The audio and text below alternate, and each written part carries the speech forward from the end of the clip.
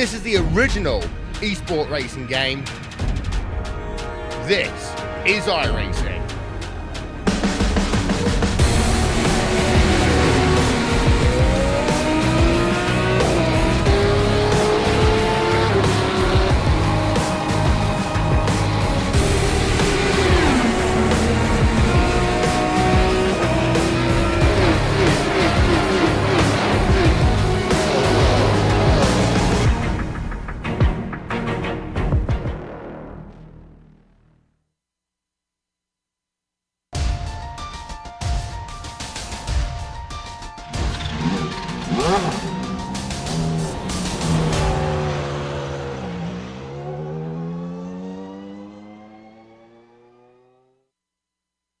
When the cat's away, the mice come out to play. Dimmel's lack of attendance last week meant Juracek finally got a chance to snag a win this season.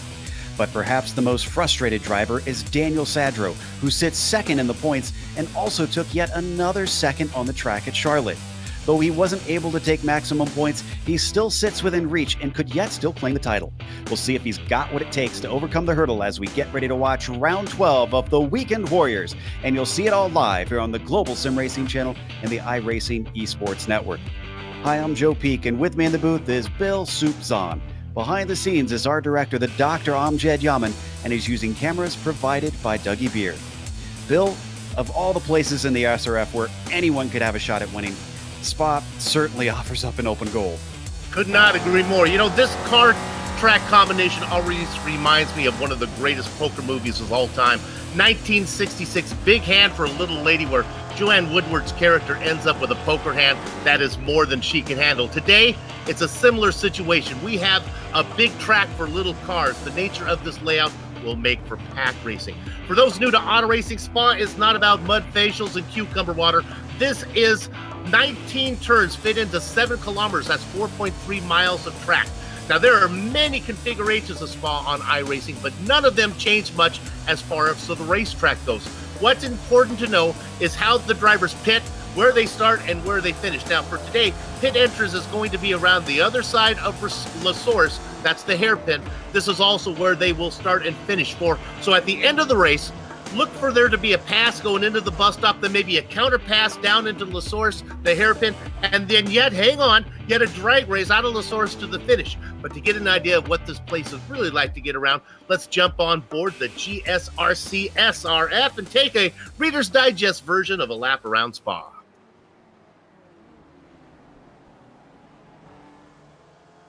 All right, we've got Amjad Yaman in the GSRC SRF, so let's do a lap around Spa. Coming across the start-finish line, you want to keep the car as far left as you can go and then hit the binders once you spot your brake marker. The most important thing about the infamous La Source hairpin is nailing that exit. The outside is paved, so you get a 1x at worst if you get on the power early. But come out of there with no speed or get on the power late, and your lap time will really suffer. Now, we plunge down the hill towards Eau Rouge. In the small underpowered spec racer, this will easily be flat out, but that doesn't take away how critical it is to get the line right through here. Just like La Source, navigating it properly will set you up with momentum on the long climb up the Kimmel Straight. And now that you've reached it, take a breather, sip your drink if you need, check your mirrors. You got a lot of time to ponder what you did wrong and what you did right. The one thing that will keep you from totally relaxing is the draft, which will keep cars close all race long. And as we hit the braking zone for Lacombe, anyone who isn't fully past you will be looking to beat you to the first apex. Thankfully, since this is basically a large chicane, defending from the outside can be done. From there, it's just a matter of lining your car up for Malmedy and just giving a little lift to get the car through the corner. We're now at the highest point of the track, and it's all going to be literally downhill from here. Rivage is another spot where sneaky passes may happen, but the lift throttle oversteer of the SRF makes this a 180-degree right-hander, one that requires balancing the car with the gas. After that, it's a short sprint to the next left-hander, which is one more small lift, and then get your foot back to the floor. I always love this part of the track because if you look across over the trees, you can see the rest of the circuit in the valley below you. But there's no time for sightseeing because you've got to get your turn in perfect for Pouhon or suffer the consequences. This double apexer catches out even the best drivers from time to time with its difficulty. It's quick, it's downhill, and it's dangerous. If you got it right, you got to send the car to the left to set up for Vanies. Just like Lacombe, this is something of a large, quick chicane. A clever driver with a good run can occasionally pull off a pass into this S-bend. Once more, there's no time to relax because the line from Vanies takes us directly into Stavelot. It's important to get the first part of the corner right because once again, you shouldn't lift for a long time afterwards. The second part of the corner can be tricky, but if you hit the line right, it's flat out. Now, because this part is so fast, we find ourselves with another section where draft battles start to erupt. But instead of a heavy braking zone, it leads into the fearsome Blanchimont. In a faster car, you'd ease off the gas, but with a spec racer, the right line will be flat-footed. Despite not having to lift, it's still single file, so getting side by side will cost both drivers time. Honestly, the wiser move may be to sit behind the car in front and then set yourself up for a pass into the bus stop. Get the car to the left, throw out the anchor, and slam it down through the gearbox. Watch out for these large red sausage curves at both apexes though. They'll knock the car all out of sorts and traction will be very important out of this chicane. Hopefully, you got it right so that your opponent can't have a go at you into La Source. But regardless, as you approach the line, you finish the lap around Spa.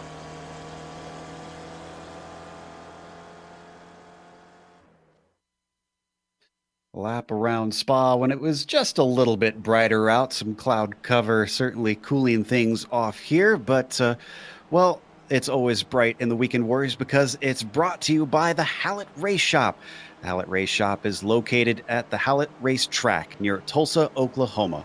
They're a full-service SRF shop, an authorized customer service rep for SCCA Enterprises, and owners of the Hallett Racetrack. You can find more information at hallettracing.net. Big thanks to them for sponsoring this season. But it's not just that we want you to know about. Attention, all iRacers. We found a way to get you all on the same boat. Take a cruise with us to celebrate the new year. That's right. Sail out of Miami with us on January 5th, 2020 for a 7-night Eastern Caribbean cruise on the Royal Caribbean Oasis of the Seas. Special group pricing has been put in place for iRacing members and their friends. Sail away and get together with members of the iRacing community and get ready to see Phillipsburg, St. Martin, San Juan, Puerto Rico, and Labadee, Haiti.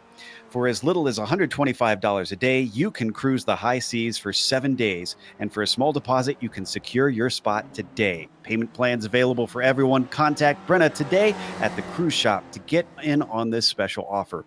Email or call, but do it now because spots are filling quickly. That's Brenna at thecruiseshopfw.com. Going over to the Facebook events page with all the details about this amazing offer. Facebook/cruiseshopfw.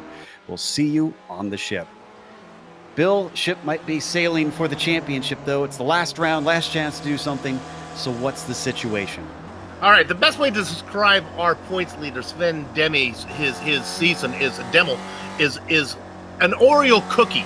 If you know an Oreo cookie, it's got like the cookie on the outside. What's important is the creamy center. That's where the good stuff is. And that's how his season has gone. Demel was late for the beginning. He hasn't shown up for the end. He's out of drop races, but the middle was really good. Unfortunately, it's probably not going to be enough for him to get the championship as he's not here again today. And you see that 0 by his row there, by his droplet, he is out of drop races. So he's going to settle for 641 points. That's going to be his total. Well within striking distance, though, are Daniel Sandrell and Gerald McAreevy. They are back within 38 back and 57 back within. That would be 19 points of each other. So really, Sadro is in the best position to get the championship, but Jerry has a real chance to get there. Then you got Donald Fitterer in the 4th position. Remember, he's an S2 driver. We'll talk more about him in a minute. And then Steven Elson, who's always fun to watch. So let's go ahead and look at that X2 championship right now. And there he is again. I think Donald enjoy his S2 championship here as he's going to get reclassified for next season. Ryan Sorrell is not here today as far as I can tell, so I really think that Fitterer's got this thing locked up. Nobody's going to be able to get to him. You see the rest of the drivers down below. McGill and Bradshaw swap position. So, Joe, we got a good one. Season finale, we got a championship battle up there at the top. We'll keep an eye on that between Sadro and McAreevy. And I can say that Sorrell is here, but he hasn't set a lap yet. He's in the server, so I'm not sure what's going on there. It could be that he just stepped away at the wrong time. Now the qualifying has started. But before we talk about qualifying, let's talk about the race itself and what is in store. It is their sprint format once again, 40 minutes. So there's one pit stop for fuel. That will be important around here where you've got so much drafting. Who is going to use more fuel, trying to punch a hole in the air and lead the train? There's the points that you can earn as well. 100 for a win. And don't forget, you can also get 90 for second and 83 for third. From there, we actually don't know yet how they'll be apportioned, except that last place will get 25 points. And there's 23 cars out there today. They can also get penalty points if they have off tracks or other types of incidents racking up. 3 of them will get you 10 incident points. So car contact alone, 10 incident points will lose you 3 points in the championship. I had that reversed. They have a spare car waiting for them if they do get damaged. That will probably be very valuable here today with it being so fast on the straightaways and aero being important on these cars to get top speed. As always, you're watching the season finale on the iRacing Esports Network. Make sure and subscribe when you get the opportunity. Go click the big red button that says subscribe on the IES and YouTube page, and then you'll get all of the Weekend Warriors in your YouTube feed. Taking a look at the qualifying, we ride on board with last week's winner, Juracek, and he's currently working his way around the bottom half of the course, getting a little bit of a tow from ahead, it seems, but our pole sitter is David Gaspers back once again, Bill. The ghost is here. This guy's hailing out of Germany. This guy raced. He's a SRF specialist. Daniel Sadro is currently on the front row, so he's putting himself in a good position, but Jerry McAreevy is looking to challenge. He's on the outside of the second row, just behind Sadro currently, but qualifying is not over. We still have time for a lap and one more, maybe. It looks like just getting past about the lap times that we're seeing for these drivers. Takes a long time to get around here, Bill. Yeah, sorry about that. If I dropped out there, of this follow up on Gasper's a little bit as you look at McAreevy, who's in the championship hunt, hailing out of Germany. Gasper's really good SRS specialist. Not going to matter though. Qualifying always fun. You like to qualify up front, Joe, but we talked about it in the intro. This is a draft track, pack racing. You just want to see if you can stay in the front, stay close, get a good pit stop. And that's a good point, because I look at Donald Fitterer, who's qualified in 6th. If he doesn't lose the top pack, we could see the possibility of seeing a Spec 2 winner overall. Oh, yeah. So the 211 who sits on the pole is about one car split between himself and second in that class as we watch Donald come across the line after La Source. Bob Kern currently second, but 8th overall in the 23 cars that we have currently. I don't mean to crystal ball commentate here, but what usually happens on these when we have these underpowered cars, either this one or the MX-5s, is you get a large pack and it'll stay large until one of the drivers in the middle of the pack will make a mistake. There'll be an incident, then the train will break up a little bit, and a 14-car pack will turn to a 7-car pack, and you get the idea. By the time it's done, we'll see 3 or 4 drivers near the end shooting it out, and then it becomes not so much about racecraft. Well, actually, it all becomes about racecraft, about chess playing. And where you want to be.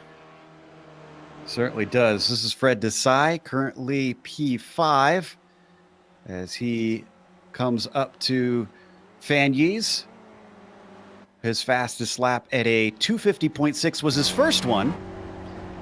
And I'm actually surprised at how many laps he's gotten in cleanly. This track kind of notorious for ruining qualifying laps very easily, Bill.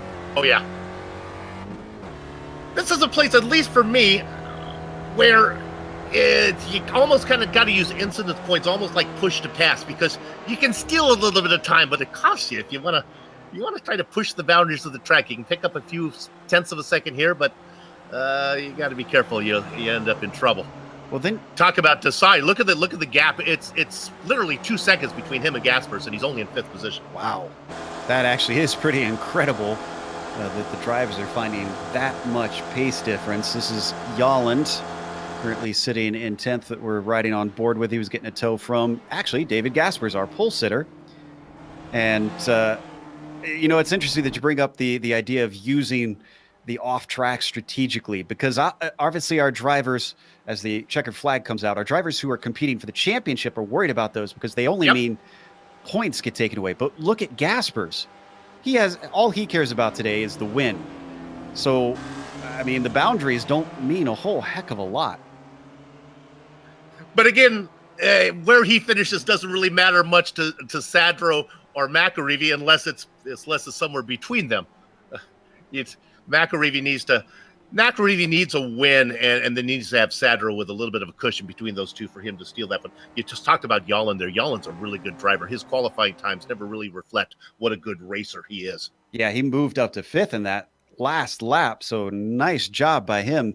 Jerry McAreevy is going to give up on his qualifying before he even gets to the line, so he wasn't happy with that. In the meantime, Sadro's also given up on his qualifying, so the top runners are not going to be able to overtake David Gaspers. Donald Fitterer, I think it's unlikely that he's going to be able to go faster than the number 23, but you never know. He's still our pole sitter in the Spec 2. Can he improve his position overall? Looks like he's going to stay out. He's not making motion like he's going to come into the pits. Nope, he is. Moving off to the right. He abandons it. That is it for Fitterer. Same with Don't behind him. Looks like a lot of drivers really not finding much in the latter stages of this qualifying. I might be putting on my Captain Obvious cap here, but if you're new to the series and you want to know about the S1 and the S2 drivers, you can tell the difference between their car numbers. All these single and double digit numbers are S1. Anything that starts with in the 200s, clearly an S2, as you can see right there, as we look at Dumveld in the 242. Yeah, Van Dornveld doesn't improve either. Jacobson behind him doesn't set a faster lap. Who else do we have? Adam Bradshaw, usually in the hunt for the win in Spec 2. can't do any better, and only his second timed lap in that qualifying. Great example right there, just how difficult it is to keep it between the lines. This might be our last driver still going, Chris Murakami. I'm going to check to see if we got anybody else still out on track. The 01 comes across the line, and that one will not count for him, unfortunately. So yes, that is it. Our last driver through. That sets the grid. Let's go through that and bring you up to speed and where everybody will get the green flag. David Gasper's on the pole with Daniel Sadro looking to take the championship with Dimmel not being here today. Starts in second. Steve Elson still in third. And where we saw them early in qualifying, Jerry McAreevy still sitting right behind Sadro in fourth position. Richard Yallen will start fifth. Fred Desai, P6. Then it's Donald Fitterer in seventh, followed by Chris Murakami in eighth and Bob Kern ninth. Last round's winner, difficult day in qualifying for him, Juracek starts in 10th. Yeah, I'm surprised. I think that's why he was out there so long, trying to get a better time. Edward Doherty and Adam Bradshaw fill up row 6. C. Love is with us. He's going to be in the Baker's Dozen spot, going to be flanked by Nico Chuck. Ryan Sorrell in the 15th spot. All ribbons of Curtis Dominique Barreau in the 16th position. Francois Dornveld in the 17th, Van Dornveld in the 17th spot with Jeff Jacobson behind him. Jim McGill and Matthew Don't go 19th and 20th. I'll just take these last three as well. John McDonald, William Marshall, and Gary Warbold go 21st through 23rd. Joe? It's a little bit of a small field here today, at least in terms of sizes that we're used to seeing for the Weekend Warriors, but should still give some good action, especially with a lot of major players. Some big names have shown up for the last round of the season. Just letting that clock tick down, and then the drivers will be able to start to grid up. Now, Bill, we keep talking about the drafting around here and how much it's going to play into the race and whatnot, but we haven't really mentioned being able to read the changeable weather at a track like this. Even though we don't have rain coming in necessarily, we've seen that the temperature can swing pretty wildly. Yeah, it's actually, you look at the skies here for Belgium. This is a beautiful day here. Whenever I watch a real world race in Belgium, it's always horrible. Weather should be okay for these guys. Comfortable whether we wait for David Gasper to take his spot as we have this overhead shot. You see them start to line up on the grid. Gasper, Sadro, Elson, McAreevy, Yallen, those guys should all be able to hang together. We'll see if Fred Desai can stay in there. Donald Fitter also. But the top 5 names that I mentioned, I think, are all going to be really competitive with each other. Now, okay, if this is different. You might notice that they are lining up on the actual grid here. Typically, this series is a rolling start, but they are doing a standing start here today. Shouldn't be too much of a problem since they're not going into La Source. They're heading to Eau Rouge, but hope everybody's practiced their standing starts in these cars. Other than getting the power down, which is really always not that much of an issue for these underpowered cars. At least they don't have to worry about braking zones. Okay, Joe, here we go. Lights are up, engines rev, green flag is out. Off the line, it looks pretty good for David Gaspers. In fact, the top 3 are decent. Really good start from Jerry McAreevy trying to go side by side with Steve Elson. And indeed, Elson's going to lose that spot by the time they get single file over the top of Radion. Actually, that standing start made Eau Rouge and Radion a little bit easier, so the cars weren't even up to full speed yet as we have a battle up front, side by side. Already seeing that draft come into play. Big bump draft there from Jerry McAreevy, giving a huge shove to David Gaspers. Sadro to his outside. And we got a big accident in the background. Well, there's the split we were wondering about. Very early, a car spinning like a top.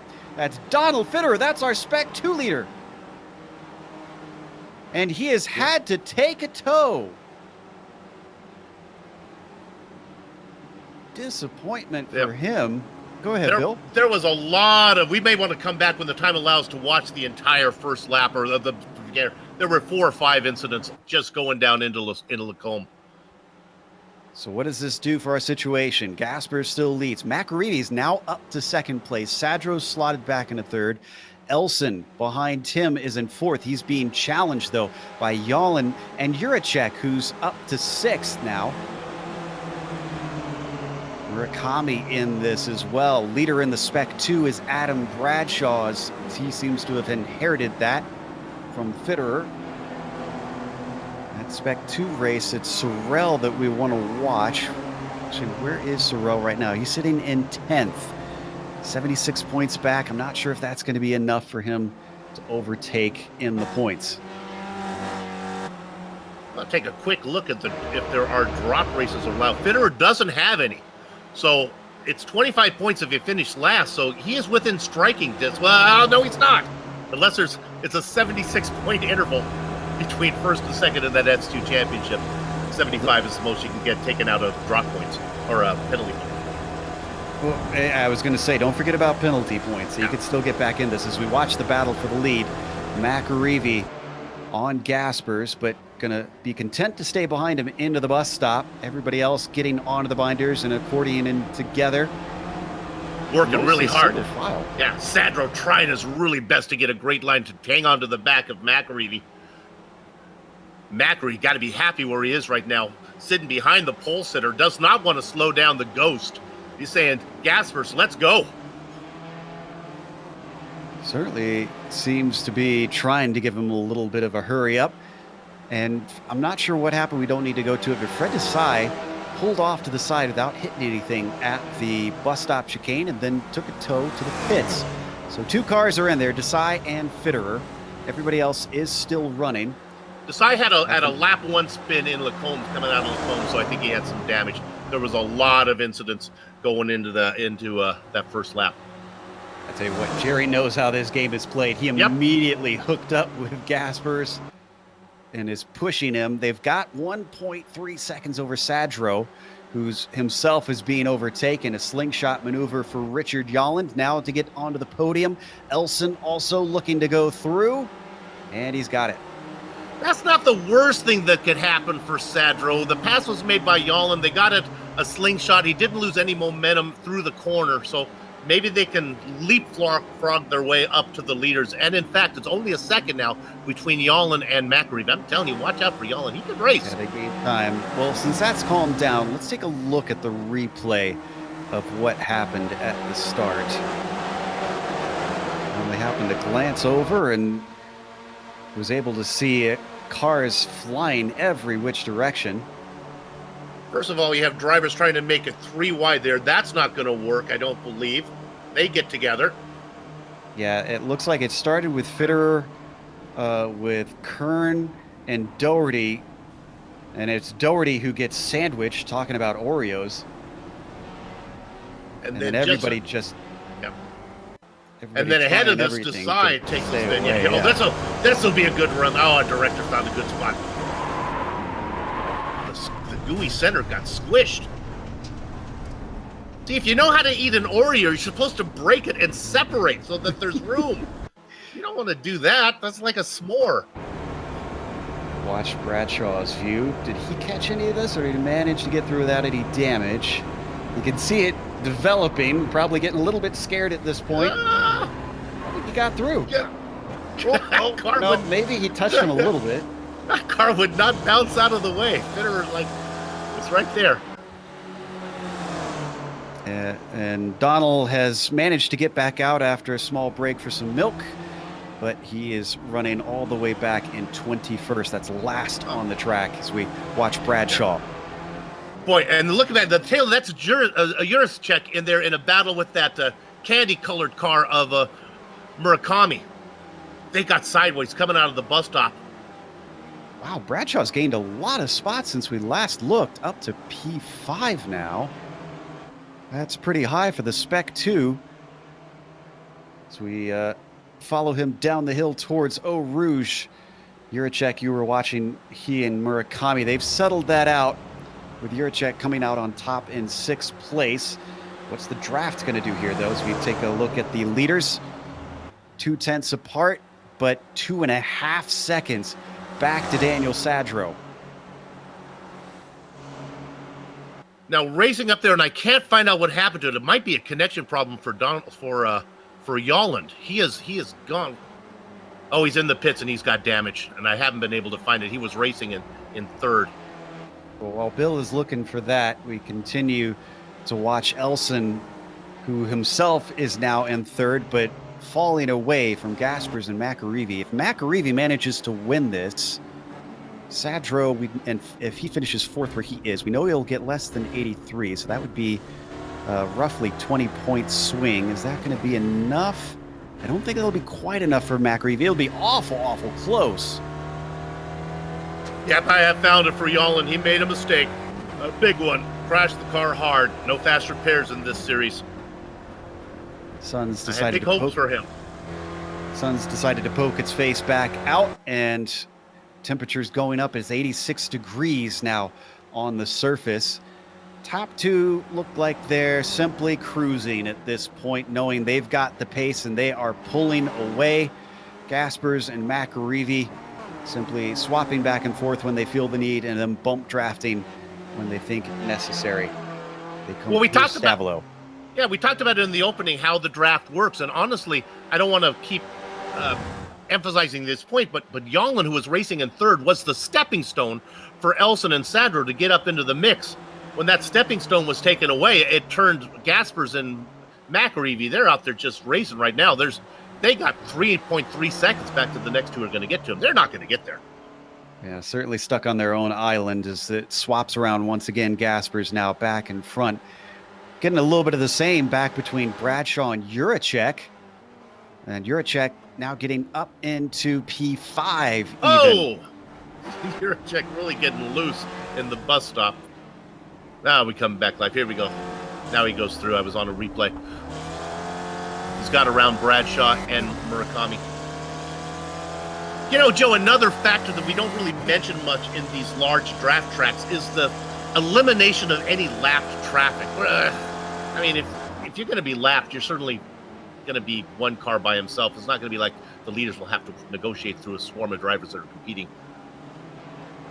Yeah, they've got a long ways to get anyone close to the end.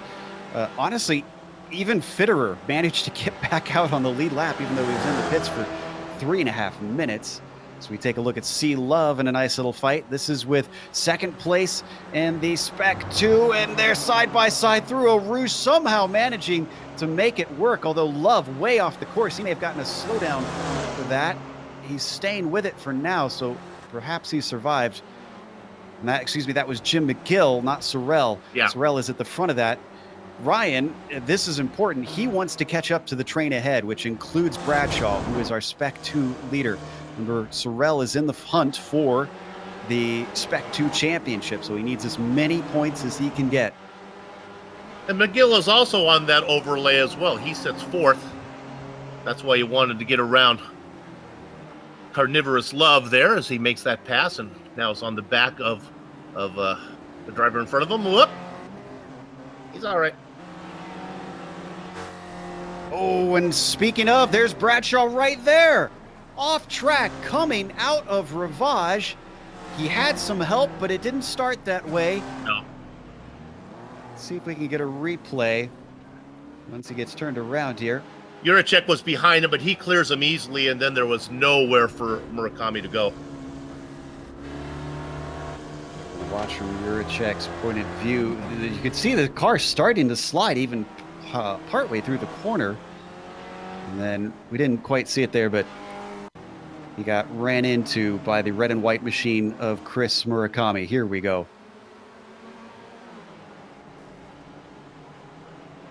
It's a hard hit. Every time I look at Murakami's car, I just want to take the cellophane off that thing and pop it in my mouth. See, I always thought of it as the old Japanese flag. All right, I get that. So that spin, that spin, Joe, breaks up another battle now as Juracek and Murakami are separated. Certainly has. And look at the damage on the front of the 01 too. That is big, big damage. He's already dropped away from Juracek. He's kind of all by his lonesome. So this means Ryan Sorrell is spying one more spot quickly coming up in his windscreen. Not missing anything up at the front, by the way. Gaspers and McAreevy still 1-2, and that changes around depending on when you look. But they have stretched it to 3.7 seconds over Elson and Sadro. Good news for fans of the 56 and the 51, though, is that they aren't losing time as quickly now.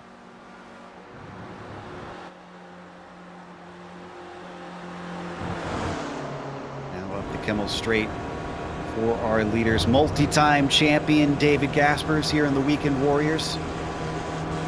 Jerry McAreevy gives him another little let's go. Those guys have raced countless miles with each other.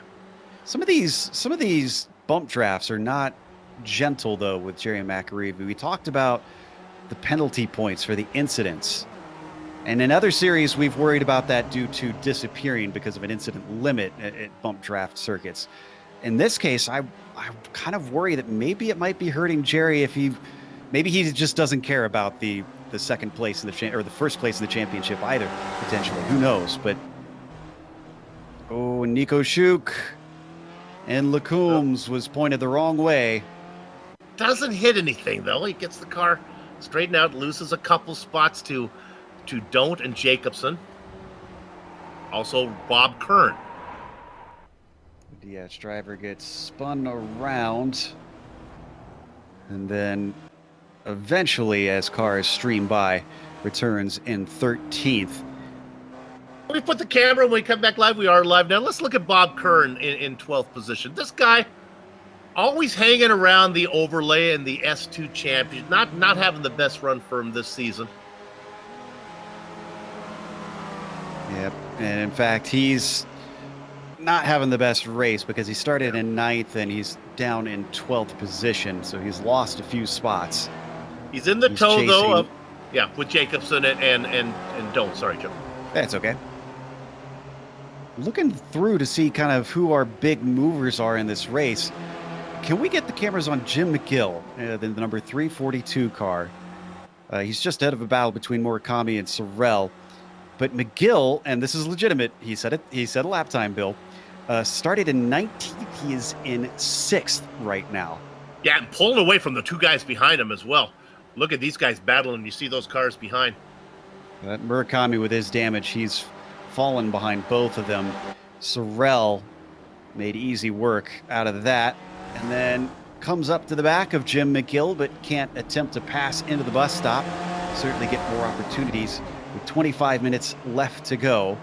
I do believe we are well within the pit window. Go ahead, Bill. Yeah, let's stay on these guys and get an idea of what the final lap may be like. They come out of the bus stop, and this will really play a factor when we're looking at Gaspers and McAreevy, how it plays out. Then they go through here. And if you can get a run, there's a chance you can stake them before you get to the finish line here, because it takes a long time for these cars to get up to speed. The finish line isn't until there. See, there's a lot of time. Yeah, quite a while. And I can report that Steve Elson is the first to blink. He's joined by Jeff Jacobson. These should be scheduled stops. Now, Elson was working with Sadro, which means Sadro's been left all on his own. Right. This was the 3-4 combination. Oh, and we just saw why he pitted. There was some damage on the front that got fixed for Elson, so he had to take a spare car. Comes back out, slots into 16th position. We talked about the lack of lap traffic. Well, a lot easier to find a gap in the traffic as well if you pit early. So Elson sitting pretty good, about 4 seconds behind Gary Woolbolt. Now going back and looking at Elson's car, there was damage, and it was on the front. I think it might have been a case of one of those bump traps for Ab being a little more bumpy than he might have intended, because when he pitted, he was right behind Sadro. It's not like he had lost any time or made a mistake. Oh, whoa, that's some fun little drifting going on there. Yeah, Dominique Bureau catching the car as he tries to chase down Van Dornveld, but that lost him a lot of time, and Woolbolt knows it. He's going to try and see if he can do anything with this. They come down to Puhan. Close to the back of that car. Burrow racing in the same position that he gridded not the case for Volvo. He is up 6 spots. Curious to see if anybody else responds now that we've had 2 drivers come into pit. I would almost think that Daniel Sadra would have no choice but to pit at this point, Bill, because he's got no drafting partner. Yeah, but on other respects, neither does Steven Elson. Sometimes you get lucky with a few stepping stones. Sometimes traffic can be your friend if you're a fast driver and they're spread out nicely. You can use them to kind of get a little gravity assist through the field if you're into some NASA technology there. He's too far back for that to happen. So both Elson and Sadro are racing each other on opposite sides of the track. I don't think Sadro's really concerned about racing against Sadro, though. I think, or against Elson. I think his concern is catching McAreevy most likely. So that's why I'm kind of thinking he probably would want to pit just so that he can get back with him, and those two can continue to work together to try and make time. Because right now that gap has actually gone up dramatically. It's 5.5 seconds. As we look at the battle, the difference up front in scoring is about 7 or 8 points. He's got himself a 19-point cushion. What Sadra really needs to do is just not have a horrible finish. He can afford to finish 2 or 3 spots behind McAreevy and still get the championship. This is true. We'll see how it plays out in the end. We've got a little bit of a battle between McGill and Sorrell still, and this is for, if I understand correctly, the Spec 2 lead. Hey, we missed a pass for the lead, didn't we? Yep, McAreevy. I mean, we don't need to report on it too much. McAreevy, like I keep saying, McAreevy and Gaspers have been swapping it around plenty, but it's not really been much of a story. They just do that intentionally every other lap or so. Meanwhile, a little bit of a look to the inside, down into Ravage from Sorrell. Nothing doing on McGill. Another aspect of the race as we see those 2 cars going nose to tail there is the fuel and saving fuel, because the fuel goes into these SRFs so slowly. If you can save yourself, half a gallon, that's a couple seconds on the track. This is a good point. And Gaspers and McAreevy, I wouldn't say have been saving fuel per se, mostly just trying to get the most out of their speed, but Sadro maybe? Well, I think as far as Gaspers and McAreevy goes, it's kind of a case of, wait a minute, I'm doing all the work here, so we are both going to have to make a pit stop, and when we come in, we'd like it to kind of be a fair stop between the 2 of us. Watching the 2 of them work their way around Blanchimont up towards the bus stop chicane. And again, we won't be able to tell if they're going to pit here because they're going to continue on passes. There's a little bit of a lockup from David Gaspers into the bus stop chicane, but no dramas out of that. Across the Grand Prix finish line. And still we continue all the way around La Source. Now we can tell whether or not they are going to come in halfway through the race at this point. Traditionally, some of the faster drivers tend to go long. Looks like these 2 are heading in that direction. Both continue on. Sadro stays out. The interval between Sadro and Elson, which will be fun because we know Sadro and Elson were nose to tail when Elson came in early. 35 seconds. That's your bogey time. And Juracek pits. Miroslav comes on in from 4th place. So that'll bump McGill and Sorrell up momentarily. Where is Elson? Elson is coming up to La Source right now. He was well ahead of Juracek. Yeah, should be able to get him. Miroslav's already in his stall. Elson's got speed up coming down the front stretch. Juracek comes out, but he's not going to be able to get to the cones in time to start to build up speed because there goes Elson. Miroslav Juracek was all by himself when he came into pit. He was racing back there in what basically was 4th position. They were up a few spots because, 5th position. They were up because Elson made that stop. Slots out now into about 13th. Yeah. Unfortunately, he's amongst a fair bit of traffic, too. The car you're seeing going by is not pitted. That's Francois van Doorn Veld.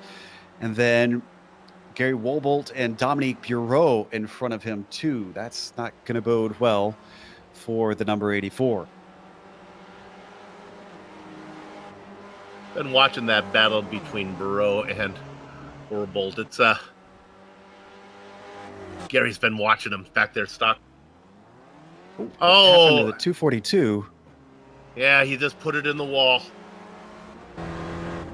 This is in Malmedy, it looks like. Yeah. You know, we talked about it. He came out in front of Juracek. And this is what you got to watch for when you make those pit stops. You're back to the race with other guys. Juracek gets around him without an issue. The Benelux driver took a hard hit to the inside wall and then took a long time to get turned around. I'm honestly surprised. We've seen this a number of times this race where drivers... Ooh, and he is badly damaged. You could see him trying to limp off the racing line, stay out of everybody's way. But it seems like drivers have almost gotten practically a little stuck having to wait for cars to go by despite the small field. Let's drop in on we look at that. Let's go up to 11th real quick, because this is battle between Bureau and Wobolt. But what makes it interesting now is you have a driver on a different agenda back there. That's Miroslav in 13th position. He's got places to go. He's got to get around these guys, and they're having fun right now. Look at him right on the back of Wobolt. Makes the move there, and look, there's another stepping stone. He's going to get them both. Yeah, this is a perfect time for him to catch them. You could, wow, look at how much speed he got from that slipstream. Yeah. Just made it look easy. And our leader's pit. 16 minutes left to go. Sadro continues on, interestingly. We talked about that fuel saving. Oh, I get paid to make predictions. It wouldn't surprise me if McAreevy is first out of pit lane here. He was following behind Gaspers the whole time. They come out in the order that's going on. Also, our Spec 2 leaders, Ryan Sorrell pits. Murakami is in. Jim McGill. A lot of drivers coming in. Oh, yeah. So it seems if you're not fuel saving, this is as far as you go. But you get to the number 51 of Sadro. Steve Elson. Oh, wait, no, Elson's already pitted. Excuse me. So Elson comes up to 4th now. The only driver ahead of him who's yet to pit is Daniel Sadro, who he was racing with earlier. That's the one. Bureau continues. And O'Donnell? No, O'Donnell hasn't made it to the pits yet. The Elson-Sadro interval remained about 35 seconds.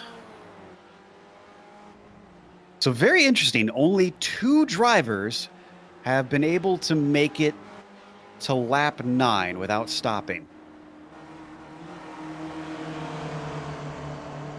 We watch the 2 drivers we expect to re-inherit the lead, McAreevy and Gaspers.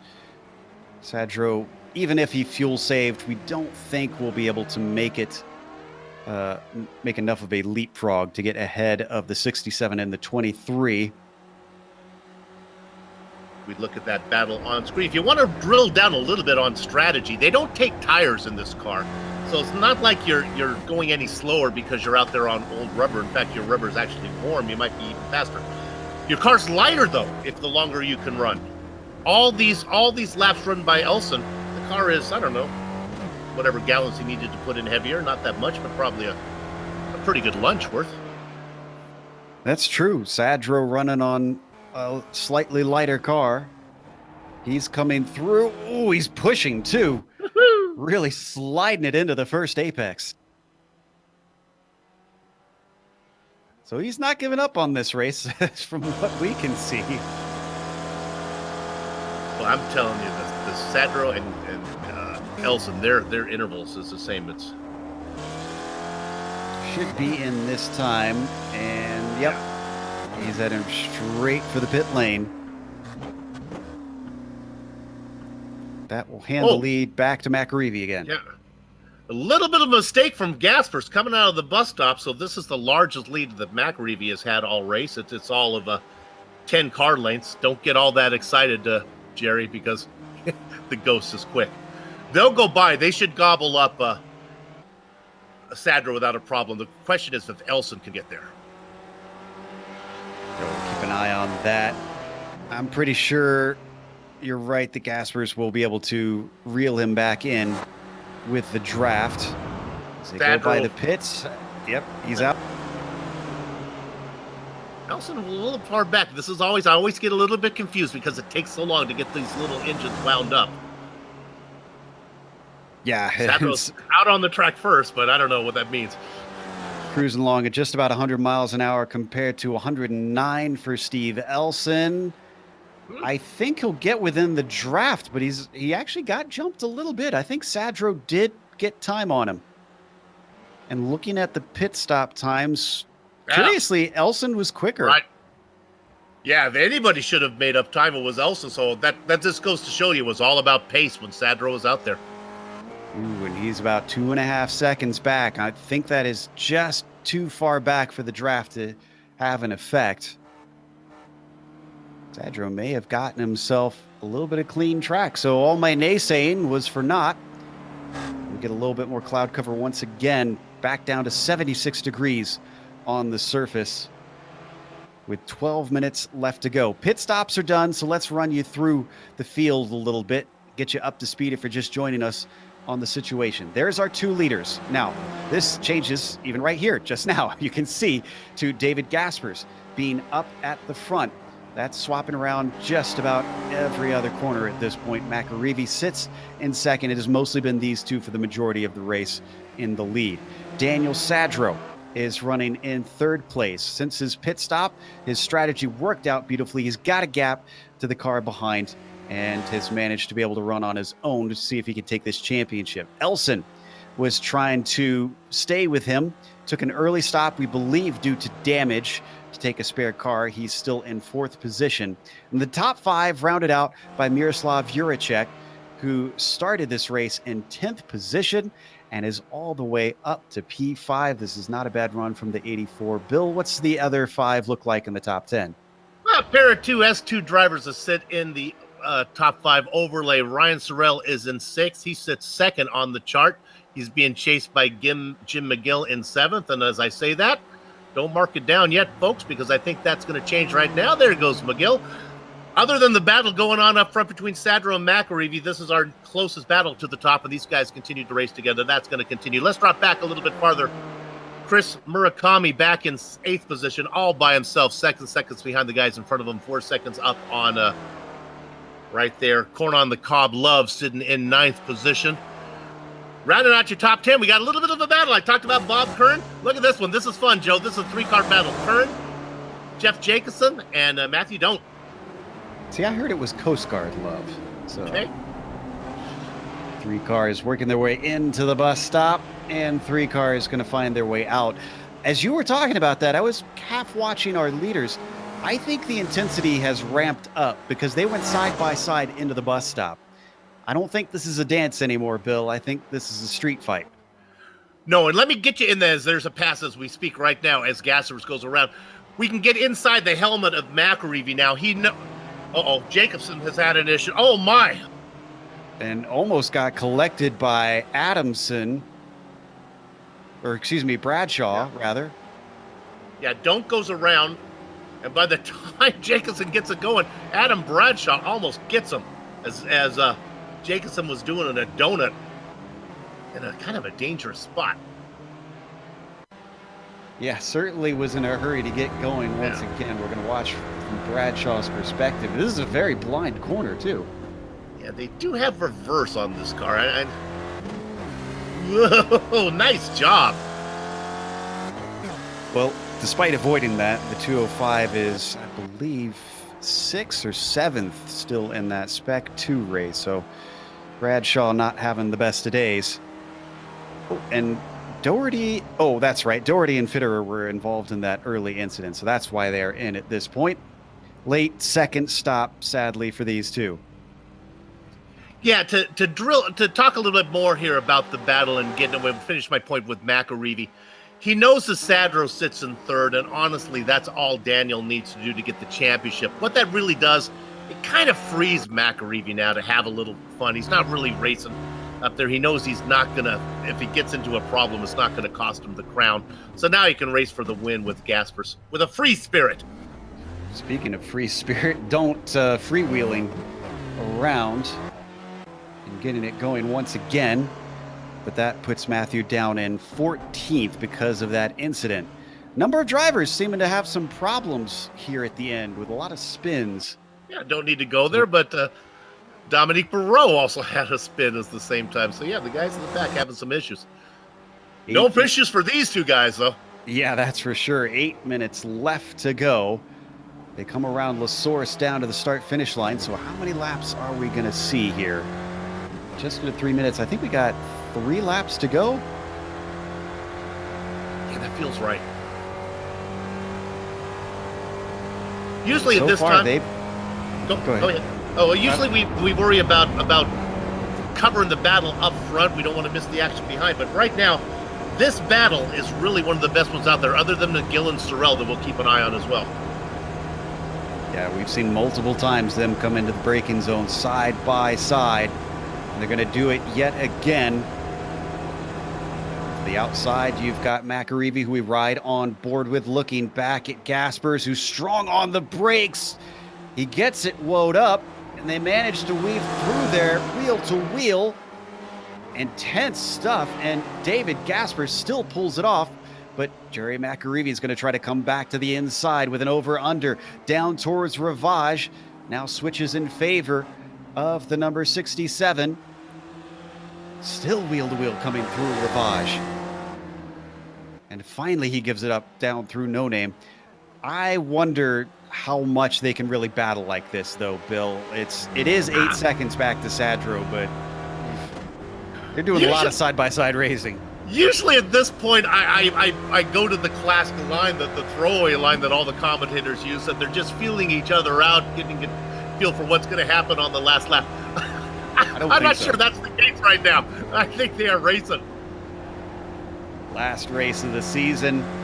Gaspers just wanting to have some fun. McAreevy maybe not caring as much about the championship, wanting to see what kind of show they can put on for the fans. Out through Stavilo onto another one of the long stretches where the slipstream is going to bring them side by side yet again. And indeed, they are losing time. It is now down to 7.5 seconds back to Sadro. I think they're still pretty confident in their position. McAreevy making the move point, putting the left side tires out there on the grass. Got to be careful. Now, if Sadro were to blow an engine, I think you'd see a different attitude from McAreevy all of a sudden. His attitude may change as they're going to be too wide into the chicane. And Joe, you might be right. These guys are having fun, but they got to keep an eye on the guy in third. Deep into the corner, using the momentum around the outside of the first apex, David Gaspers takes the lead once more over Jerry McAreevy. Coming up to the La Source hairpin, we'll get a better idea of just how many laps are left. And again, I don't want to hammer this point home, but the finish line is over here on this side of the track. So many times we've seen it be right out of the bus stop. That's not the case. Line with a little over 5 minutes to go. I do believe that will make 2 laps left, yes.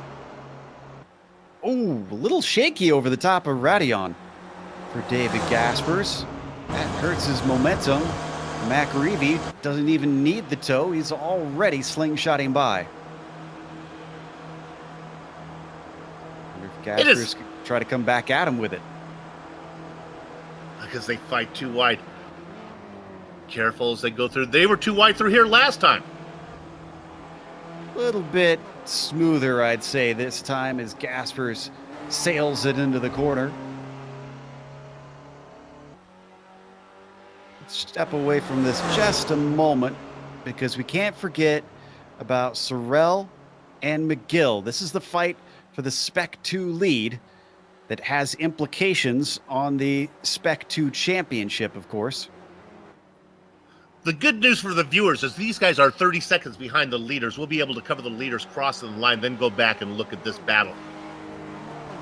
So it's the next battle on the track. We're looking at Fitterer in 20th place, who is leading the points down in that Spec 2, with Sorrell sitting in 7th. Now, they don't take first and second position points for finishing first and second in the Spec 2. They take the position overall points for that. That's the way we prefer it here at GSRC. Makes every pass important on the track. Absolutely. Might be in a different class, but you're still looking for the overall best race you could possibly do. Looks like we're going to have another pass for the lead with just about 3.5 minutes of racing to go. I guess these start to matter now. So, Bill, I'll turn the tables on you because I know you always like to ask your co-commentators this question. Put yourself in one of these drivers' positions. Which spot do you want to be in, where, to make the move? I want to be in the lead coming out of the bus stop. I don't need to be in the lead going to the bus stop. I want to be first out of this. Right now, I do not want to be in the position that McAreevy finds himself in right now. I want to play defense. I want to be Gaspers, play defense through here and fend off. And if I'm looking for a winner here, I have done too many of these races to pick against the Ghost. First of all, remember, he's already faster, so he can be fast when he needs to be fast. Interestingly, Gaspers, let's see, he's only won one race because of his lack of attendance. That was all the way back at the Nürburgring. Since then, he's had 2 podiums, a second at Tsukuba and a second at Zandvoort. So we ride on board looking back from what soon will be a former champion. He's not going to take the championship this season. Jerry McAreevy slips to the inside. He's going to get up in front by the time they hit Lacombe. He's going to cover off the inside as well, but he comes in very shallow, still manages to make the corner. They both swing back to take Malmedy as quick as possible. David Gaspers within striking distance. If he wants it, he looks a little bit to the inside, but comes back to the racing line. He doesn't want it yet. No. I will be surprised, Joe, if he takes this not until he gets to Blanchimont. That's where he wants to make the pass and then play defense out of the bus stop, would be my guess. The Edge driver had a tiny lockup into Rivage, plunging downwards. Back, heading towards the start-finish line at this point. They've passed the highest part of the circuit around Pouhon. Gaspers gaining speed, and even far enough to the inside that he could complete the pass potentially here at Fanyes, and he is going to take it. I'm surprised by that. Now I like where McAreevy, I like his position. Does McAreevy like this position, though? He'll want to time it. You don't want to make the pass too early here because then Gaspers can come back around you. Yeah, I'm kind of surprised that we didn't see Jerry back off just a little bit to kind of set himself up a bigger slingshot. Regardless, he is going to be able to get by, it looks like. They're coming up to Blanchimont. 2 more braking zones to go. Once into the bus stop, once into La Source, and all the way wide. Jerry McAreevy, liberal with the track limits. Gaspers on the outside as they come up to the first apex of the bus stop. He's got a nose ahead. Does he chop him off? No, he gives him space. Could he get the over-under? Jerry McAreevy trying to carry the speed, but currently it is David Gaspers up ahead. He pulls all the way over to try to break the draft a little bit. Down the traditional front stretch, they come up to La Source. He's going to poke his nose in, see if he can make the pass in the final corner. Jerry McAreevy does get a wheel in there. He's given space, but he can't get it off the corner quick enough. David Gaspers is able to outrun him, outdrag him to the line, give the number 23 his second win of the season. In third place, right behind him, Daniel Sandro crosses the line. He'll get the championship, we believe. Let's jump back to P6, Joe. Battle for the Spec 2 lead. Jim McGill currently leads it. Similar to what we saw before, except McGill holding off the inside, trying to cover off Ryan Sorrell. Sorrell comes all the way back to the right side, looks for the over-under, manages to stay out of him, and he's just barely got the speed and nose is ahead. Can he keep it to the line? Ryan Sorrell in 6th overall. As they come to it, he gets it. The tale of 2 cities, 2 different stories from 2 drivers going into that final corner. Ryan timed that beautifully. just perfect. Saw what he was doing, saw the writing on the wall, and look at it, he even backed up the corner. He broke way early. Excellent stuff. That is fantastic racecraft right there. That was fun. You could see how you can win it either from behind or from in front. Look at that. Nice finish for 6th position. Great stuff. And we'll figure out how exactly that plays out in the Spec 2 Championship and the points in a little bit. But in the meantime, we got to take a quick break here on the Global Sim Racing channel. We'll come back with the unofficial results as well as driver interviews. On screen, you'll see all the upcoming races here on GSRC.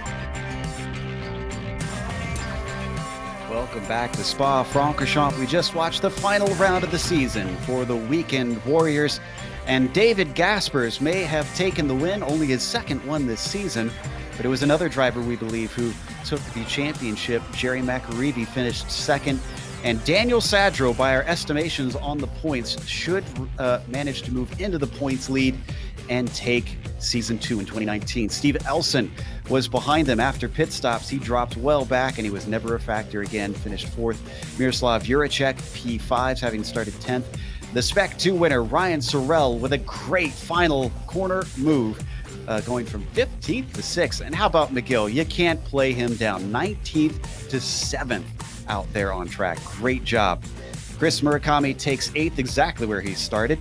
And then we have the Condor Love driver in 9th place, and Bob Curran finishing 10th.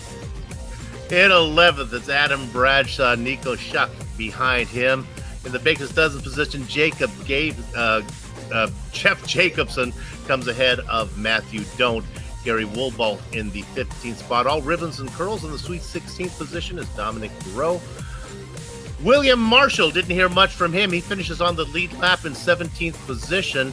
About 30 seconds ahead of Donald Fitter. Now, Fitter, we think, is going to get that F2 championship. He went out there and did the Dory Awards. Just keep swimming. He finishes 18th, enough to get that championship in the S2 classification. Edward Doherty, John O'Donnell go 19th and 20th. The final 3 drivers, these guys all had trouble. 7, 13, and 14 laps down. Francois Van Dornveld, Richard Yallen, who had that early incident. He was racing up in third when he ran into trouble, and Fred Desai. First up, we're going to talk to our winner for this race, David Gaspers, who returns for another victory. David, it seemed like as soon as you and Jerry broke the draft of the cars behind, that from then it was basically waiting till the pit stops for the real action to happen. Is that a correct assessment? Partly. Once we had a 3-second gap, I stopped working together with him. But before the pit stop, at some points he didn't really want to attack. Obviously, this track very much about trying to position yourself in the place where you want coming into the final lap and knowing when to make your move. Did things play out how you wanted, or was it a little bit kind of call it as it happens? To be honest, I never really think about it. I just want to lead all the time. And yeah, I guess it would have been better to stay behind him and pass him in the last drafting circuit instead, but that wouldn't really be much fun. Were you surprised at the fact that you managed to get a 2-car breakaway so early, or did you think that was doable coming into this race? It depended on the other cars behind us. If they went too wide at some point, I knew it was possible, but if they just followed, they should have been able to stay in the draft. Well, as we've now finished another season, thanks for coming back and giving us one more impressive run. Sad that you didn't get to compete for the whole one, but you've shown that you are still a top contender here, David. Thanks. That was David Gaspers, winner here today. We have another winner, we believe, provisionally, Daniel Sadro, our new champion, we believe, talking to Soups On. Hailing out of Wisconsin, congratulations. We believe you are the champion. Is that your thinking as well? What? No, isn't Sven? No, I think he wasn't here today, and he doesn't have any more drop races. I think you're going to overtake him. I think you got the crown, baby. Oh, cool. I didn't even realize that. There you go. Drink the milk, pal. Hey, you got kind of left alone there at the end. You were in a battle there with Elson. He came in early. You decided to stay out. What were you thinking? If I'm honest, I just thought that if I just did some decent laps, just kept it safe, that the strategy of staying out late would be the better one, and that I was just hoping to make sure I had 2 seconds on him by the time I was done with the pit stops, and that's what I had. All right, let's talk about you as a driver. We've seen you. I know you from a couple different series here on GSRC. We've seen you in this one, and we also seen you in the Lotus 49s. Now, to most iRacers, or I guess most fans would think, well, those cars are very different. But to me, that makes a lot of sense because both the SRFs and the Lotus 49s are both driver cars. It's not point and shoot. Oh yeah, and you don't see me race this, but usually on Friday nights I'm doing the dirt sprint cars, which is again all about controlling the car and making sure it points in the way you want. Yeah, they're not that dissimilar of disciplines. Right, and it shows. It's interesting how that plays out. Hey, Daniel, congratulations on the championship. We're closing out the seasons here for all the iRacing venues, so we'll see you starting fresh wherever you decide to race with us on GSRC. Well, thanks for doing the broadcast, and thanks to Hallett Race Shop for sponsoring us this season. Thanks. There you go. Daniel Sadro, third place today. Our surprise champion, Joe. He seems pretty surprised about it. Jerry McAreevy came in behind him, most likely in the points. Jerry, you got second on the track as well, and it seemed like you and David weren't really concerned about the championship fight. Well, David especially, because it looked like you two were mostly just having fun out there. Hi, guys. Yeah, that was the name of the game, really, just to have fun today, and that's how it went. David said that his approach was not to think about trying to get tricky with the end and position yourself to just instead always be at the front. Is that your thinking too? Well, only one of us can be at the front, so I know what David's like. He likes to lead. I didn't really want to fight up until after the pit stops. Wanted to keep it quite close together and fight after the pit stops. And just after that, we just went hell for leather, basically. So you're telling me there can be only one? Highlander mode, yeah. Sorry, with your accent, I couldn't resist. So this was a pretty fun season. It seemed to be thrown for a bit of a loop with Dimmel coming in. You going to come back next season and see if you can make a more serious charge for the top spot? Oh yeah, I love this league. Any weekend I've got off, I'll definitely be here. That's great stuff. Again, congratulations on a podium today. Thanks for a fun race to watch. You certainly gave us a great one. Cheers, Joe. Catch you later. That was Jerry McReevy, thankfully having a good sense of humor about my sense of humor. Soup's got one more to talk to, and that was our winner in the Spec 2. And I have Ryan Sorrell with us. My gosh, what a fun battle at the end. You managed to get that done from being second into La Source. Into La Source there at the end. Ryan, you got a copy? Hello? Yeah, we got you, Ryan. We're good. Let's do an interview. Congratulations on getting that win there for 6th position. That was fun. Came out of the bus stop, you were behind going into that final corner, but it all worked out for you. A little up and under move?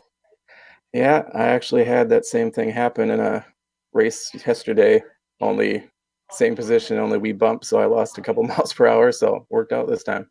But man, you put on a good show for us. It was fun watching you race with Jim McGill for so many laps.